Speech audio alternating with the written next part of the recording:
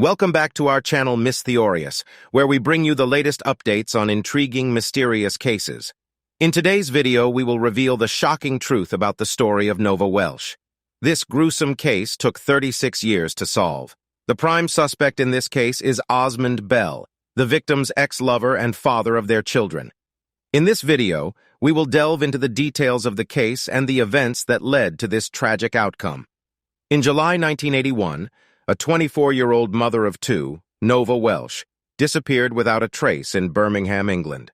No one knew what had become of her until 3 weeks later, when her decaying body was found inside a storage cupboard in her own home.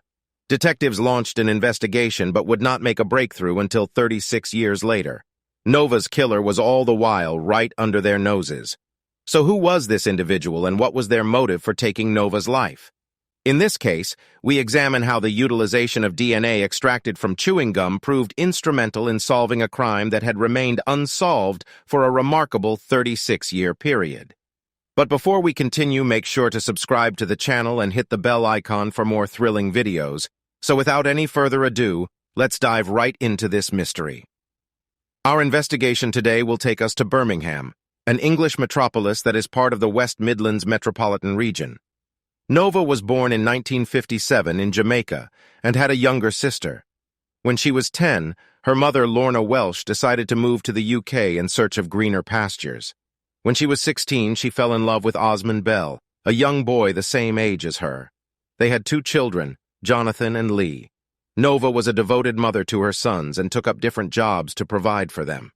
At some point, the love between Nova and Osmond began to deteriorate, and the couple began to quarrel more frequently.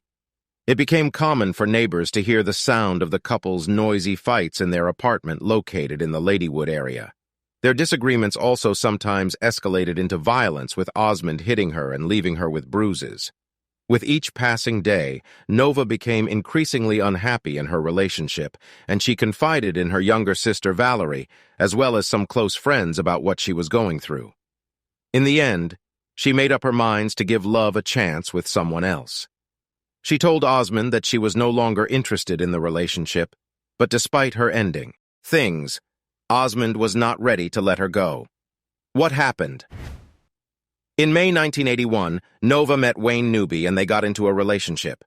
In June 1981, Nova's stepsister Sonia heard a scream from the kitchen and saw Osmond standing angrily over her with a dishcloth. Sonia called the police, but Osmond tried to stop her. When police arrived, Nova told them they had been arguing and she wanted Osmond to leave the house.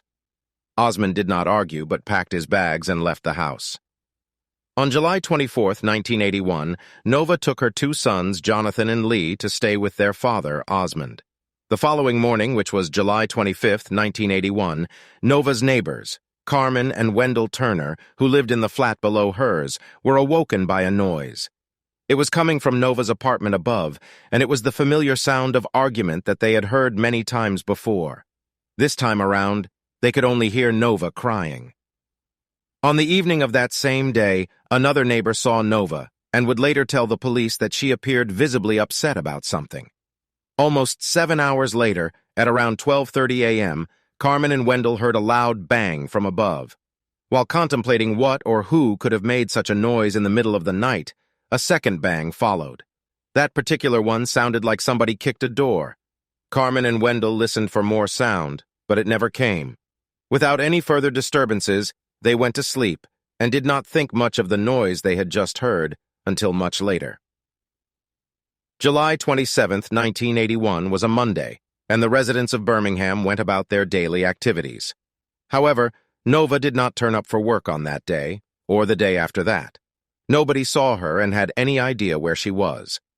Around that time, Nova's mother, Lorna, and sister Valerie had permanently moved from the United Kingdom to Miami in the United States, and they had hoped that at a later date, Nova would also join them with her 2 children. Upon getting to Miami, they called Nova but could not reach her. This made them worried. "We were trying to reach her to confirm that we had arrived safely, but we could never get any answer," said Valerie Welsh. Nova's best friend, Lorna, was one of the first people to notice that she was missing. Lorna knew that it was unlike her friend to refuse to pick up the phone and not show up for several days. She, however, believed there was a tangible reason for all that was happening.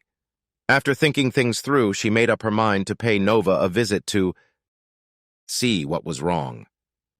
Upon reaching Nova's apartment, she discovered that the door was locked, and no matter how hard she knocked or called Nova's name, she got no response.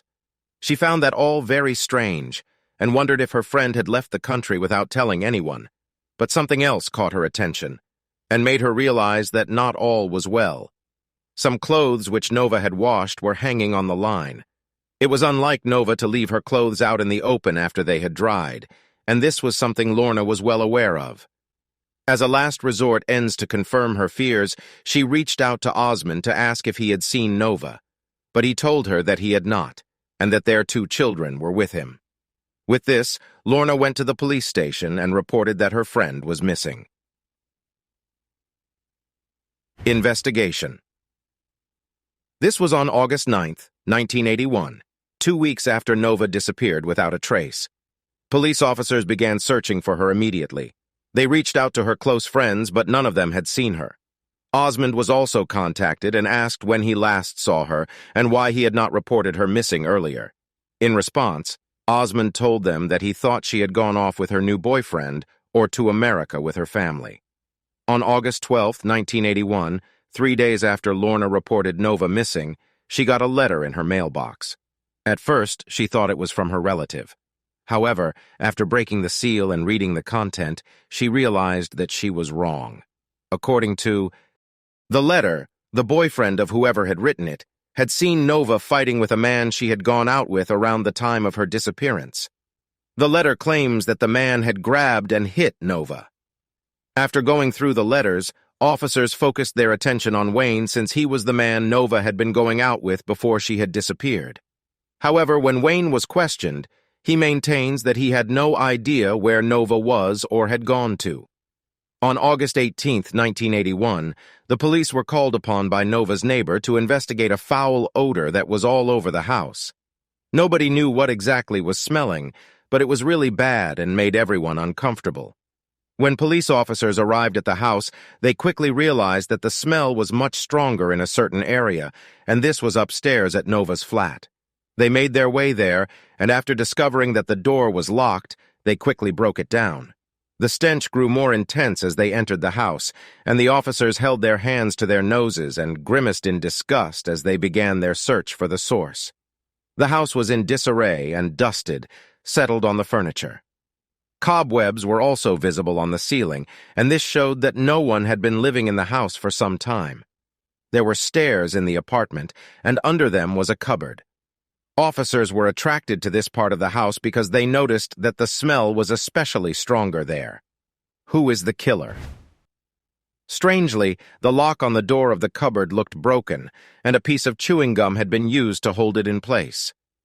When officers finally opened it, they saw the decaying body of the woman that they had been looking for. She wore a nightgown and was covered by a blanket and some papers. It was a very horrifying sight, and the officers could hardly hide their shock. Nova had been rotting inside her own house all along, while the world was searching for her.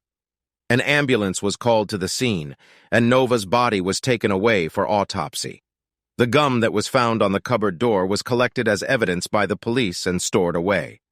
The person at the top of the suspect list was Osmond. Detectives felt that there was something fishy about him, and so he was arrested. In the 4 days that he was held in custody, he was made to undergo a series of interrogations, but despite this, detectives got nothing tangible from him. At some point, he was also shown the mysterious letter that Lorna, Nova's friend, had received and was asked if he knew anything about it. He told them that he knew nothing about the letter. Since there was no further reason to continue holding him at the station, he was allowed to go home. After this, detectives continued the investigation and even went as far as asking the public for information regarding Nova's death. But they got nothing, and the case went cold.